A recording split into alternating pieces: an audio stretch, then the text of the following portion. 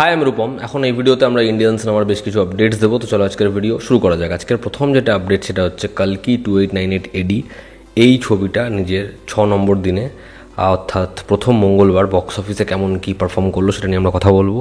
তো এই ছবিটা সোমবারের তুলনায় মঙ্গলবার প্রায় 20% ড্রপ দেখেছে এবং সেই ড্রপটা কি মেজর ড্রপ? তাহলে বলবো এই ড্রপটা কিন্তু মানে এতটাও ড্রপ এক্সপেক্ট করা হয়নি। তার কারণ হচ্ছে এই ছবিটা রবিবার দিন যেরকম কালেকশন করেছিল তারপরে মনে হচ্ছিল ছবিটা সোমবার দিনের 16 কোটি কালেকশনের পর মনে হয়নি ছবিটা আবার ড্রপ দেখবে।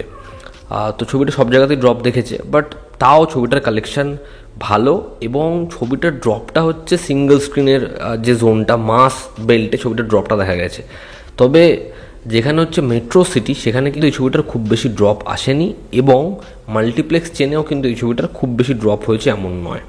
তো এই নিজের 6 নম্বর দিনে কামিয়েছে অ্যাপ্রক্সিমেটলি 27 কোটি টাকা। এটা অল ওভার ইন্ডিয়াতে আমি বললাম, যেখানে তেলেগু স্টেট থেকে অ্যাপ্রক্সিমেটলি 11 কোটি টাকার কালেকশন করেছে এবং হিন্দি বেল্ট থেকে অ্যাপ্রক্সিমেটলি 13 কোটি টাকার কালেকশন করেছে। তো এই ছবিটার এখনও পর্যন্ত 6 দিনের টোটাল নেট কালেকশন হলো 370 কোটি 2 লক্ষ টাকার, যেখানে তেলেগু স্টেট থেকে এই ছবিটা কালেকশন করেছে অ্যাপ্রক্সিমেটলি 193 কোটি টাকার এবং হিন্দি বেল্ট থেকে 140 কোটি টাকা প্লাস।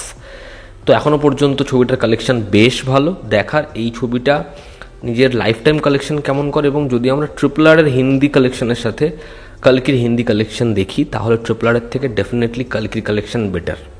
এবার দেখার এই ছবিটার ফাইনাল কালেকশন কেমন কী হয়। আজকের অন্যতম বড় যেটা আপডেট সেটা হচ্ছে বরুণ ধাওয়ান এবং সলমান খানকে একসাথে দেখা যাবে অ্যাটলির প্রডিউস করা ছবি অর্থাৎ বেবি জনে। হ্যাঁ, বেবি জন বরুণ ধাওয়ানের ছবি, সেই ছবিটা ক্রিসমাসে আসছে। তো এই ছবিটার এই যে রিলিজ ডেট পেছানো সেটা শুধুমাত্র কালকি বা 15ই আগস্টে অনেক কম্পিটিশন সেই জন্য নয়।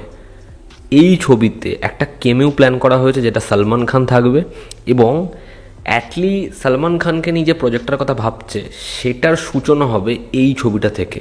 তো মেবি এই যে বেবি জন এবং পরবর্তী সময় সলমান খান এবং মেবি কমল হাসান বা সাউথের কোনো বড় ফেস থাকবে যে ছবিটার সাথে, সেগুলো সব একটা ইউনিভার্সের পার্ট হতে চলেছে।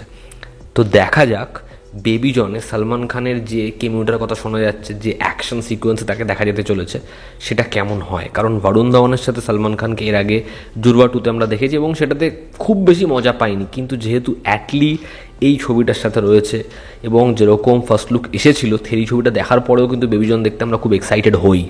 তো আমি দেখতে চাই সলমান খানকে কীরকমভাবে প্রেজেন্ট করে অ্যাটলি এবং সলমান খানের যা মাস আপিল না, আমার মনে হয় এরকম ডিরেক্টররাই সেটাকে পুল অফ করতে পারবে। দেখার সলমান খানকে কীরকমভাবে ইউজ করে অ্যাটলি।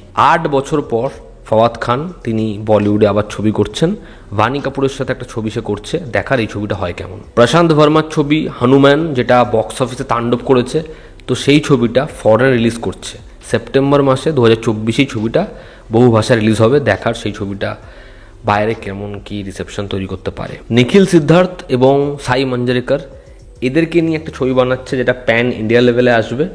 এই ছবিটা ডিরেক্ট করছে রাম ভামসি কৃষ্ণ এবং ছবিটা প্রডিউস করছে রামচরণ।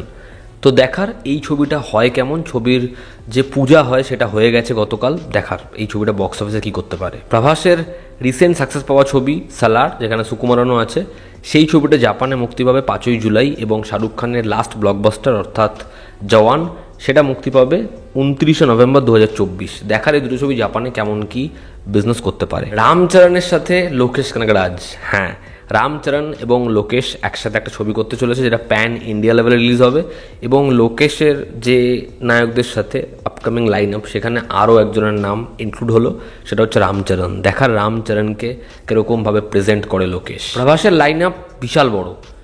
সীতারামের পরিচালক অর্থাৎ হানু রাঘাভাপতি তার সাথে কোলাবরেট করতে চলেছে প্রভাস এবং এই ছবিতে তার দুটো লুক থাকতে চলেছে এবং ছবিটার প্লট তার একটা ইম্পর্টেন্ট দিক আমরা দেখতে পাবো পিরিয়ড স্টাইলে এবং একটা হচ্ছে বর্তমান সময় এবং এই ছবিটা প্রডিউস করতে পারে মাইথ্রি মুভি মেকার্স।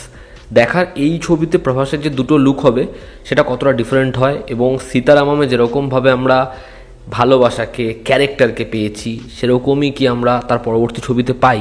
দেখার প্রভাসের এই ছবিটা হয় কেমন এবং এই ছবিটা তৈরি হতে এখন টাইম লাগবে। তবে ভালো ভালো পরিচালকের সাথে প্রভাস কোলাবরেট করছে, এটা দেখে ভালো লাগছে। দেখার এই ছবিটা আমরা কবে অ্যানাউন্সমেন্ট পাই, ছবিটা আসে কবে। প্রশান্ত নীল চান 2025-এর মধ্যে তার দুটো প্রজেক্টের কাজ সম্পূর্ণভাবে শেষ হোক। একটা হচ্ছে সালার 2 এবং আরেকটা হচ্ছে জুনিয়র এন্টারের সাথে ড্রাগন। সালার 2 এর 20% শ্যুট কমপ্লিট আমরা জানি, তো সে চাইছে 2025-এর মধ্যে এই ছবিটার কাজ শেষ করতে, মোটামুটি 6 থেকে 8 মাসের মধ্যে সালার 2 এর পুরোপুরি কাজ কমপ্লিট করতে। তো প্রভাসের নেক্সট কাজ এই ছবিটাও দেখার, প্রভাসের কোন কাজটা আগে কমপ্লিট হয়। তো এই ছিল আজকের লেটেস্ট আপডেটস। ভালো লেগে থাকলে লাইক করো, শেয়ার করো, সাবস্ক্রাইব করো, তোমাদের কি অপিনিয়ন জানিও। জনতা আমাদের পাশে আছে। আবার দেখা হচ্ছে। Take care.